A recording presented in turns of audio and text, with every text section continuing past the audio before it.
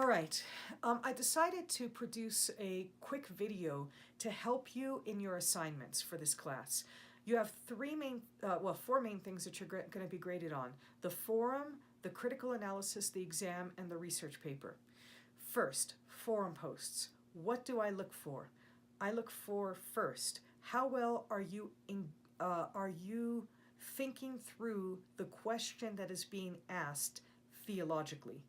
Because there's a theology is really about, you make a statement, but underneath that statement, there's a whole, it's like an iceberg, right? At the tip of the iceberg, there's a statement that someone makes: Jesus is Lord. But underneath that statement are a whole lot of theological assumptions about what that means. And so that statement may mean something different for one person who says it versus another person. So I need you to explore the theology that is being or unpack some of that's being explored in that week. The second thing is, how well are you doing that in engagement with the course material? I'm glad that you guys have your thoughts and opinions and you're thinking through things, but to get the maximum marks, you need to do that in engagement with the course material. It doesn't mean that you have to agree with it, it just means that you have to engage with it. I need you to be thinking about your answer in light of the course material. That's key. The third thing is, in the responses, are you engaging well with students? Are you taking the idea that's being presented by another student, unpacking that, really thinking through it, and developing that idea and moving the discussion forward? That's the third thing that I look for. I grade the forum posts roughly 50% for the opening post and 25% for each of the response posts. There's a little bit of leeway in that, but that gives you an idea of how to spread out what you're doing. You will be graded on if you respond to more than two responses, that's awesome, but I'll grade you on your two most substantive posts. Okay, that's posts. Critical analysis paper and the research paper. Please, I mean it when I say look at the assignment guideline and look at the grading template. If you do not look at those, you are going to be in trouble, okay? So, and the reason is I ask for things that are particular to what I want to see. So you will see that there is a grading template. They're not identical. Here's a critical analysis grading template. You'll see there's a top section and there's a bottom section. The top section is basically where you have points taken away because they are constructions.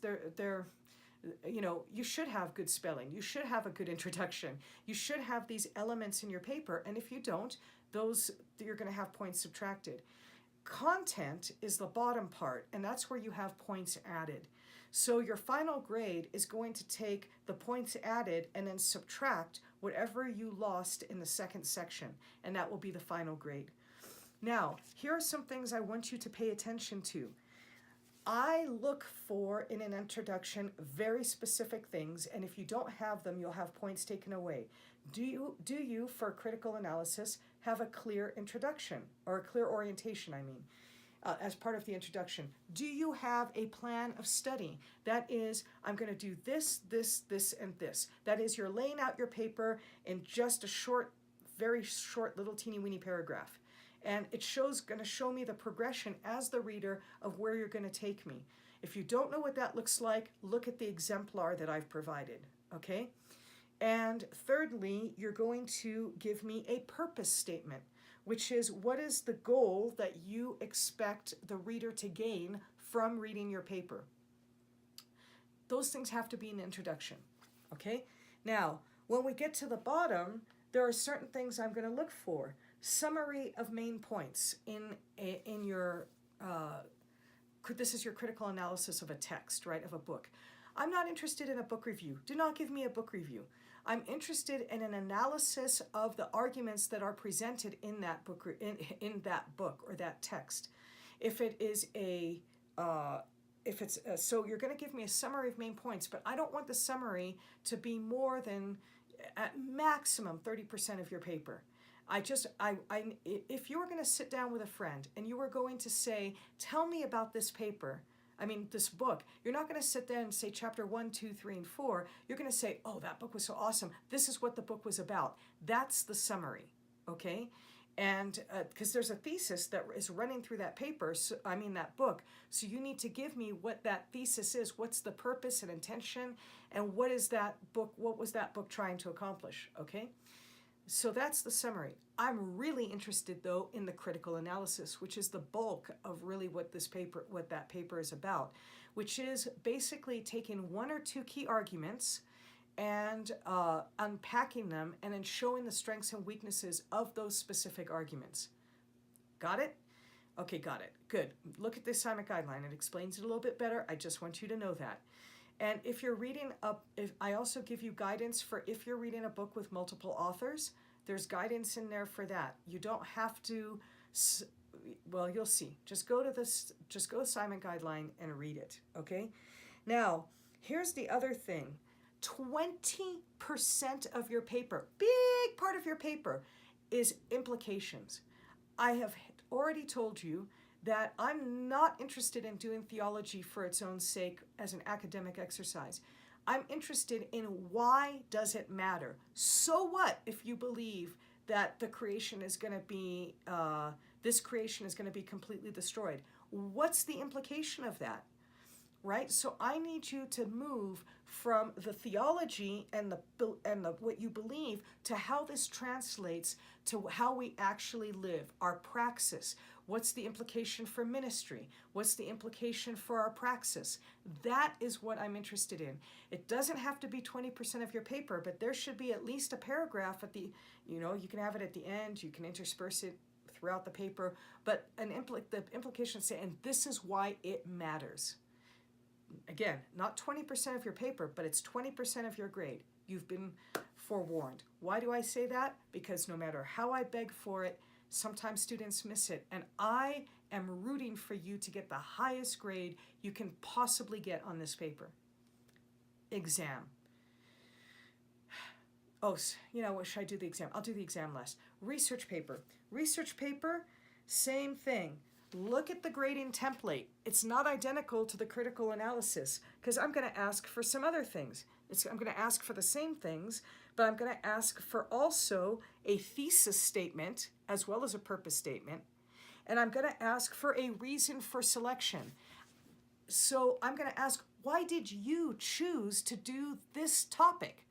Why did you do this instead of something else? It doesn't have to be, you don't have to give me 6 paragraphs on it. Just give me a couple sentences that says, and this is why I decided to do this. Why I thought this was important enough for me to spend this much of my life on it.